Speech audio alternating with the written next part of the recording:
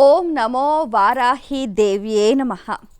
ఈ మధ్య కాలంలో మనం గమనిస్తే వారాహి దేవి ఆరాధన అనేది చాలా చోట్ల మనకు కనిపిస్తూ ఉంది.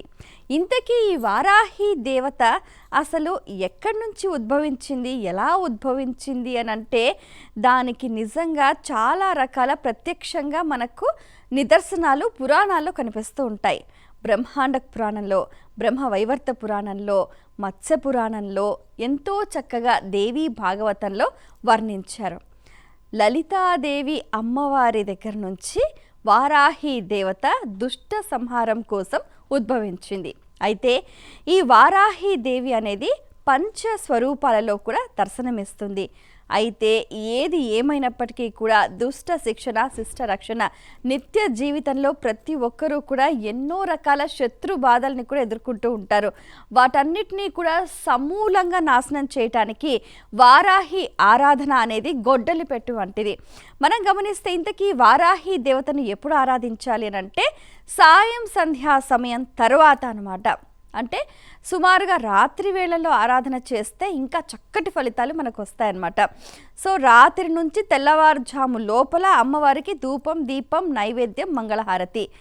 ఈ వారాహి దేవతకు సంబంధించి ధూపం వేయటం చాలా మంచిది అని చెప్తూ ఉంటారు. ఆవిడకి చాలా ఇష్టమట. అలాగే పులిహోర నివేదన చేయాలి. వీటన్నిటికంటే భిన్నంగా బెల్లం నీళ్లు అమ్మవారికి చాలా ప్రీతికరం అని చెప్తూ ఉంటారు.